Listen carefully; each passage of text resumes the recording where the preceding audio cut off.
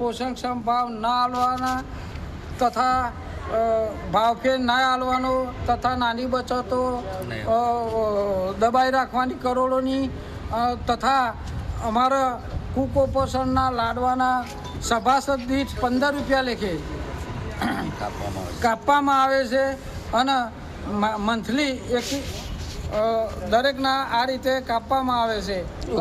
એટલે અમારું પૂરેપૂરું ઉત્તમ ડેરી શોષણ કરી રહેલું હોવાથી આજે અમને કોર્ટ દ્વારા સરકાર દ્વારા અમને આજે અમારું દૂધનો બહિષ્કાર કરવાનો આદેશ આપેલ છે.